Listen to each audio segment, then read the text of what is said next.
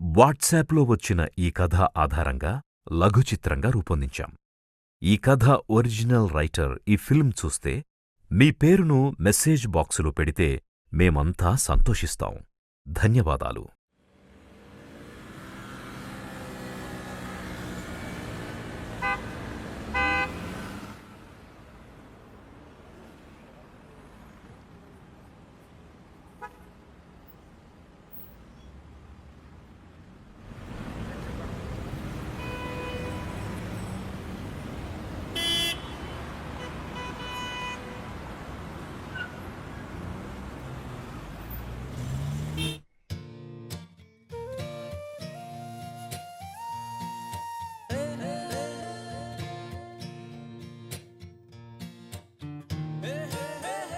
₹10 ఉన్నాయి.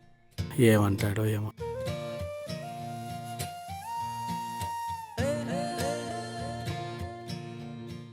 బాబు, ఒక టీ ఇస్తావా? పైసలేని తీసుకొచ్చినావు? ₹10 బాబు. అరే బాపు, రోజు నీకు ఒకటే మాట మళ్ళీ మళ్ళీ చెప్పాల్సి వస్తుంది. ₹10 చాయ్ దొరకదు ఇక్కడ. ఇక్కడ ₹15 చాయ్ దొరుకుతుంది. రోజు ₹10 తీసుకుని వస్తావు. లేదు ఇక్కడ చాయ్. పో పో. ఏం మాట్లాడుతున్నావు? పెద్దవాళ్ళతో అలానే మాట్లాడేది? ఒక ₹5 తక్కువైనాయి. ఏం పర్వాలేదులే. అంకల్కి టీ ఇవ్వు, ₹5 నేను ఇస్తా.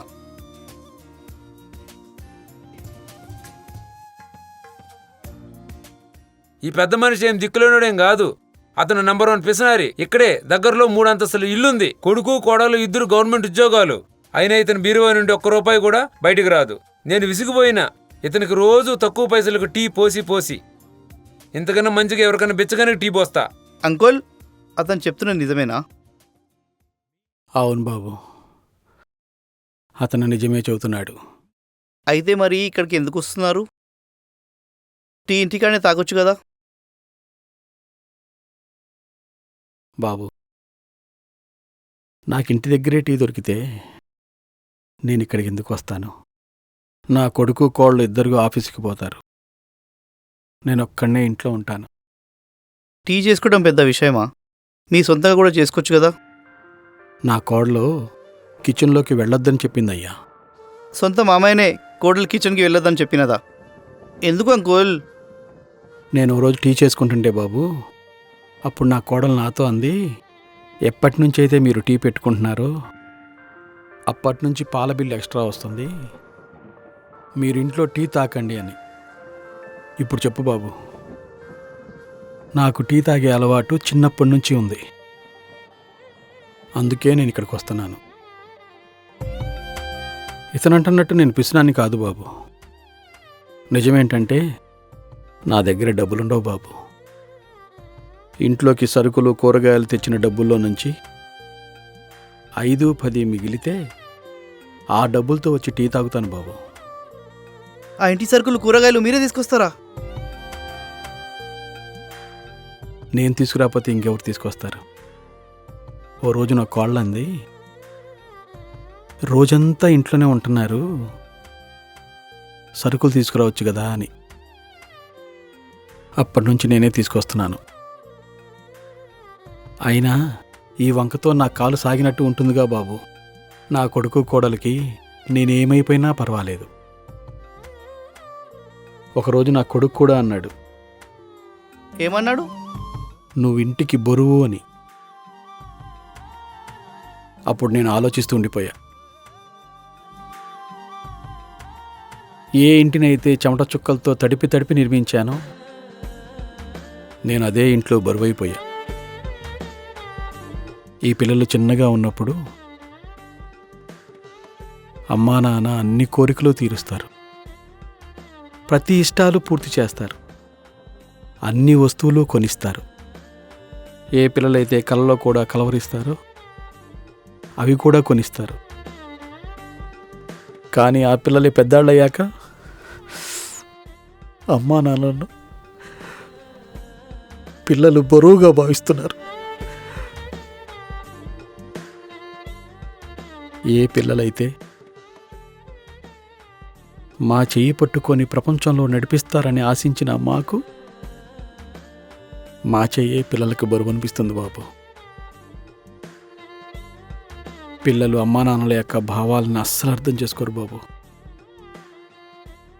కానీ అమ్మా నాన్నల యొక్క ప్రేమ నిస్వార్థమైనది.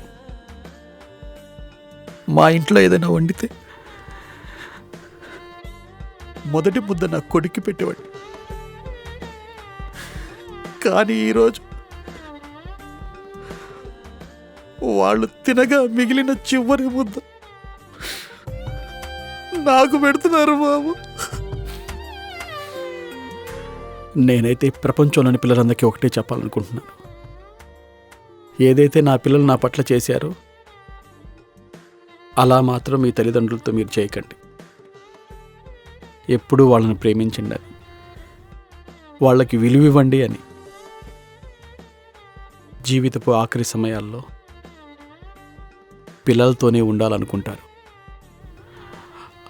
అందుకే వాళ్ళతోనే ఉండండి. రక్తం పంచుకున్న వాళ్ళు కాదు బాబు, మన కష్టం పంచుకున్న వాళ్లే మనవాళ్ళు. సరే బాబు, మరి నేను వెళ్ళొస్తాను.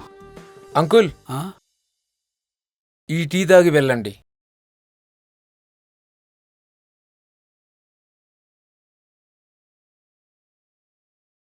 సారీ అంకుల్, క్షమించండి, మీ దగ్గరే ఉంచుకోండి. నేను ఈ రోజు నుండి అమ్మా నాన్నలను ఎప్పుడైనా ఏ విషయంలోనైనా ఎలాంటి కష్టం రానివ్వను. జీవితాంతం వారికి సేవ చేసుకుంటాను. మంచిది బాబు. టీ తాగండి. నేను కూడా అంకుల్.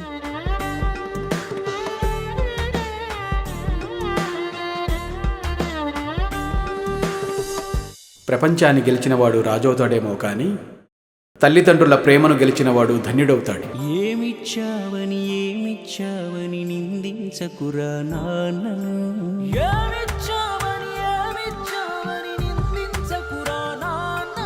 ఈ భూమి మీద ఏ సిరిమించునురా తానిచ్చిన ఈ జన్మను.